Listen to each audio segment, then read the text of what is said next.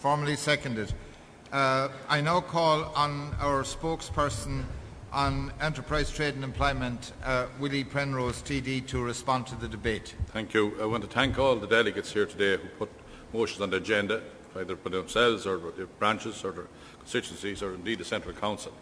And the motions for discussion here today have as a common theme the need to urgently put in place policies and schemes to deal with the horrendous rise in unemployment, which has now reached a level not seen since the 1980s and which represents a waste of talent and resources which will have negative effects for years to come. The present government, while paying lip service to the need for measures to reduce unemployment, is much more preoccupied with rescuing the banks. Their strategy for economic recovery is to make those who benefit least from the boom pay most for its reckless investments. In the 19th century, when Irish landlords lost money on the gambling tables in London or Monte Carlo, the rent paid by tenants was raised to pay their debts.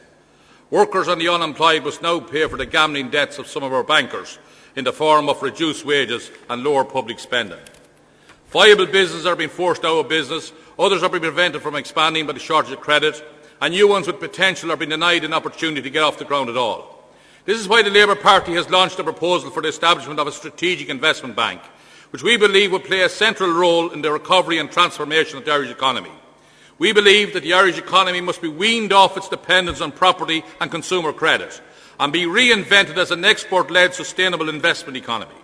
The Strategic Investment Bank would represent a new greenfield bank modelled on a mixture of the ICC-ACC concept, which would have a clear mission to support investment in small and medium-sized enterprises and innovative firms, and to assist in the funding of infrastructural investment. Labour has always argued that necessary action to deal with the banking crisis and with the budget deficit must also be accompanied by a strategy for jobs. To this end, we believe, and more importantly, we know, that the Strategic Investment Bank would play a vital role in that job strategy, securing the existing jobs and creating new ones. The Strategic Investment Bank will have mandate to lend directly to the enterprise sector, providing working capital and growth capital, including asset finance such as for fixtures and fittings or for capital equipment. It could have required, and a lot of people mightn't like this, make venture capital investments on behalf of the state in innovative SMEs with high growth potential, especially in the digital economy and the low carbon technologies.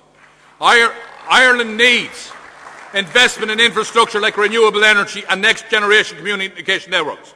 This will create the environment for a new wave of indigenous companies focused on the huge opportunities that will arise as a result of the expansion of digital technologies and the transition to a lower carbon economy over the coming decades. Providing finance for this new innovative economy will be one of the roles of the Strategic Investment Bank. In relation to the county enterprise boards, we need to generate far more sustainable jobs in local communities, and county enterprise boards have been very effective in such job creation. But they are hampered by the limitations of the type of enterprise they may assist and the number of jobs such enterprises may create. And the decision at the current climate to cut 30% of the budget of the county enterprise boards is mind-boggling and one can say is blatantly stupid.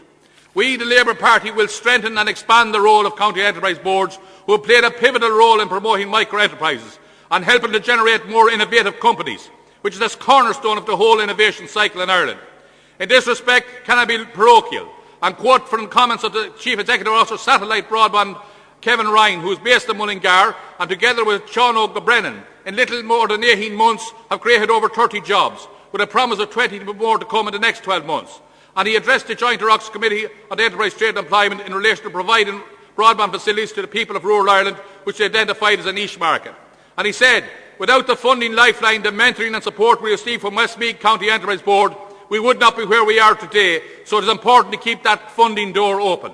Our pledge is to do exactly that and more, as we see these micro-enterprises and small businesses as playing a pivotal role in ensuring that we recover quickly and give hope and confidence to our people, and especially the 435,000 of our fellow citizens who are currently unemployed.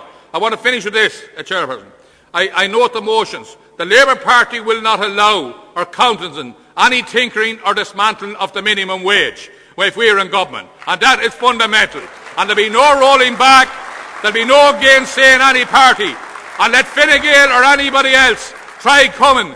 That will be a bottom line, red line, and the Labour Party will not allow any trespass on the minimum wage. As a matter of fact, we should be trying to improve the lot of people who are on the minimum wage. And finally, in relation to migrant workers and the employment permit system, the employment permit system is in need of urgent reform. There are 25,000 migrant workers in the employment permit system in Ireland, most of whom were invited during the boom years and settled in Ireland with their families. These employees or workers are only allowed to work for the employee designated permit. They are not allowed to freely change employers. It leads to exploitation, and to counter this form of exploitation and to ensure a fair playing field for compliant employers, the employment permit system must change. We must give employment permit holders the right to change employer. Workers in the permit system, as indeed all workers, deserve the most basic and fundamental rights, and Labour and Government will ensure that these objectives and rights will be achieved and retained.